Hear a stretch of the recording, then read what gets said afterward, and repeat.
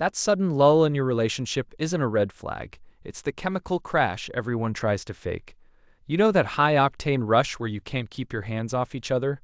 Unfortunately, your brain simply runs out of dopamine after about 18 months.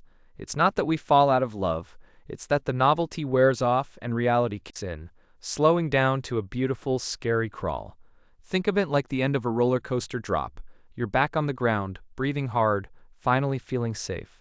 Boredom isn't the end. It's the proof that you found a home where the adrenaline dies down because you finally feel secure enough to just be mundane. You think you've lost your spark because the adrenaline fades, but look closer at that yawn. Your brain is actually undergoing a chemical shift. While dopamine is the insatiable child screaming for the next shiny object, oxytocin is the warm meal that refuses to let you wander. That boring pause isn't withdrawal.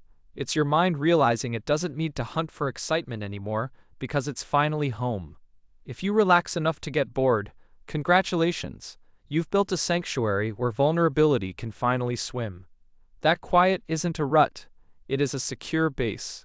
Ever feel like your relationship is just one giant adrenaline rush? Like you have to keep picking fights or booking skydiving dates just to keep the spark alive? That isn't romance. That's a chemical dependency. Psychology tells us that constantly chasing novelty fatigues the brain's dopamine system, leaving you starving for the next hit of chaos. You're building your connection on fireworks instead of a solid foundation. So when the excitement inevitably fades, you don't just settle. Your world collapses into deep anxiety. You stop feeling loved. You just feel the void until you look for a new thrill to plug it up. It's the ultimate trap. You find yourself addicted to the feeling of falling, but you never learned how to land. We've all been tricked by the anime romance fantasy, where passion never dims and boredom never exists. But psychology hits hard.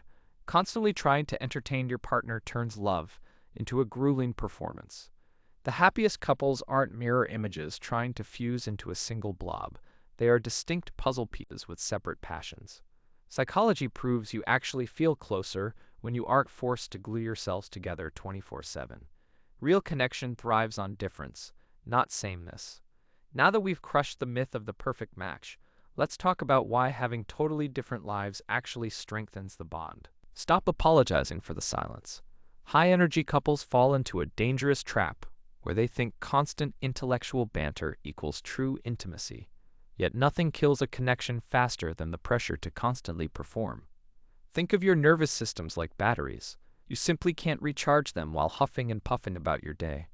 Neuroscientists show that shared silence allows us to breathe and truly be with one another without an audience.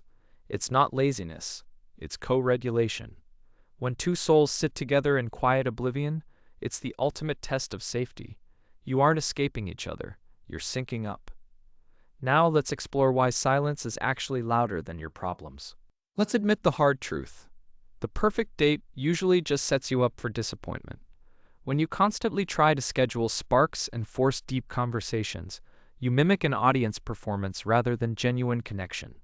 Psychology tells us that trying too hard to be amazing signals danger to our brains, pushing us into a defensive state. Instead of burning energy trying to keep a blaze alive, why not swap the dramatics for a chaotic Tuesday pizza night? That messy, comfortable silence isn't a failure. It's the oxygen your relationship needs to breathe. Real love isn't a blockbuster. It's the comforting background noise. Think of your bond like a garden. Without personal space, the vines eventually choke each other out. Psychology suggests we actually crave autonomy, so try nurturing a side project that has absolutely nothing to do with your partner. Whether you're learning to weld or mastering a video game, you'll return with tangible stories instead of just logistical updates. It creates a fascinating need to know when you finally share. Next, embrace the magic of silence. It is like a warm bath for your nervous system, refreshing you in ways constant conversational gymnastics never can. And stop trying to outdo each other every single weekend with expensive entertainment. You don't need a Michelin-starred dinner to prove your love. Sometimes total disappearance into your own worlds creates the most delicious vacuum you'll both want to fill again. That sudden ick, where everything your partner does feels suddenly annoying? That's toxic boredom. It's your brain panic barking for a dopamine hit, like watching a TV show on static. But then there's that heavy silence where you're both just scrolling and breathing. That's the peace of boredom. It's the difference between sleepwalking through life and actually sleeping soundly. Psychologically, one is a dopamine trap demanding chaos, while the other is the soothing safety net of true intimacy.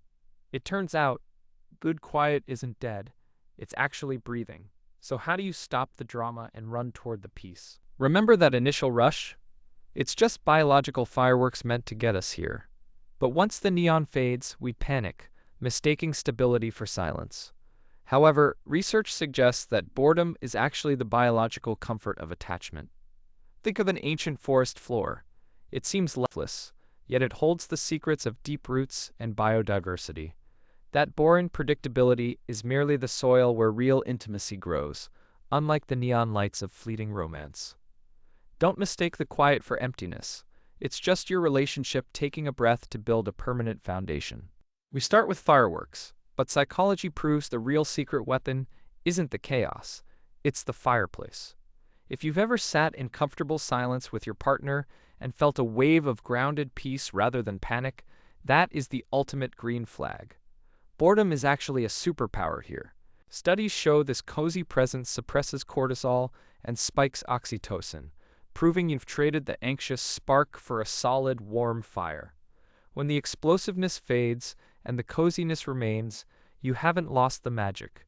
You've just graduated to the gold standard of long-term love. Imagine standing on the jagged edge of a volcanic geyser versus sitting by a gentle, flowing stream. The geyser is loud, dramatic, and terrifying, much like the toxic highs and lows we mistake for passion.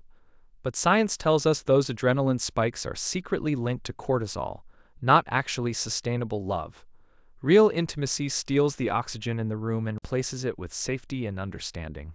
The boring moments, the comfortable silences and uneventful Tuesdays, create the deepest psychological fortresses. So I want you to stop chasing the chaos and start building a life of peace. If you're ready to master the psychology of lasting love, hit that subscribe button right now, because the boring truth is almost always the most powerful one.